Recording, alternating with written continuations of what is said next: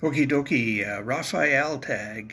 Um, so, these are pretty difficult questions. I'm pretty much expecting no one to follow up and reply to the tag. But, anyways, number one is what is the importance of having friends? Two-part question, by the way. Is it ever too late to make new friends? No, it is never too late to make new friends. Even though the older you get, the less you want to make new friends. It's just the way it goes with old age. But anyways. But the importance of friends is such a complicated question. You need human companionship. You need other ideas to work off of. You need people to care about you. You need people to care about. Friends meet all those needs. It's an exceptionally rare human being that doesn't want to have any friends, and the ones that do are usually completely messed up.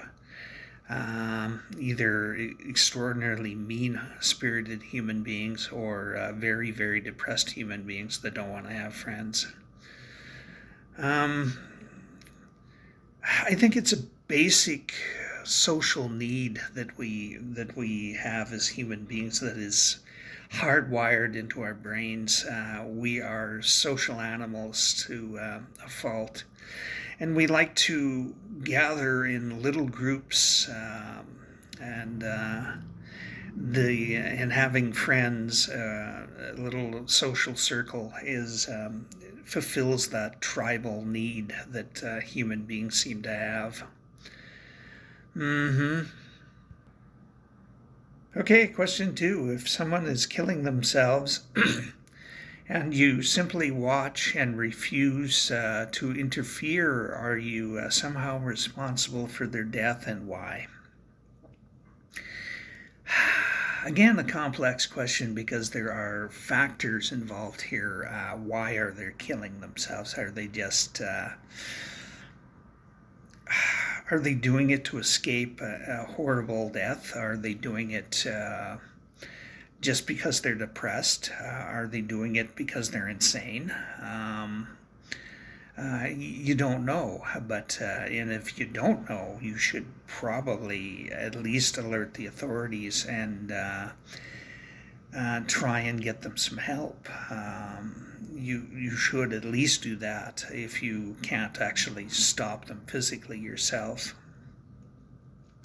which I probably couldn't do, to be frank, unless they were a little old lady or something. There's no way I could stop them. But yeah, I don't know. There is some element of responsibility for their death, for sure, if you just allow them to harm themselves. You're committing a crime by inaction, is what some people would call that. And yeah, you are responsible, in part, for their death, to say the least, if you don't take some action to stop it. Number three, are religion and science compatible? Why or why not? Religion and science are very compatible. There are people who are quite religious that I know that are scientists. At least I used to know them.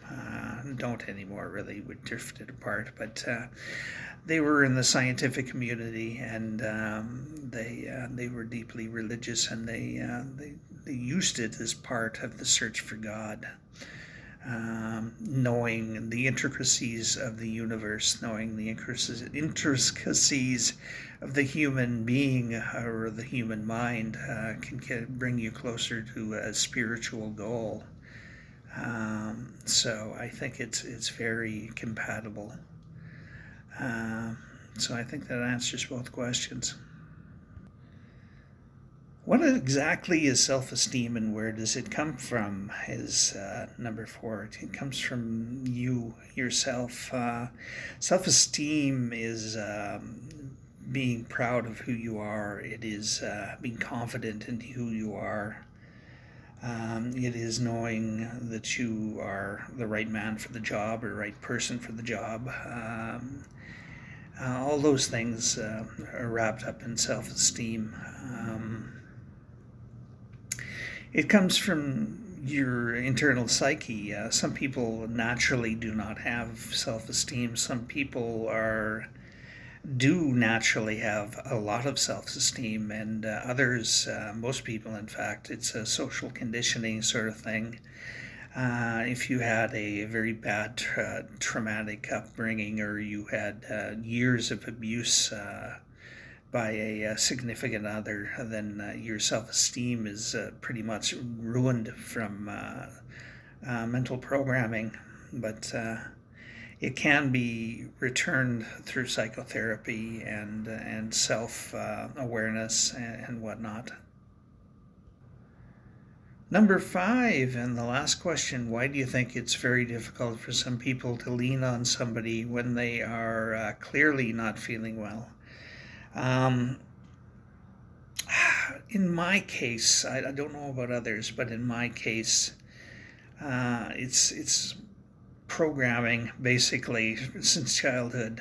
My parents were very stoic human beings, and they were very independent human beings, and they did not want to have a hand up from others, and if they didn't literally have to have it. So they would fight through situations no matter what, and for me, it's a learned response to do that.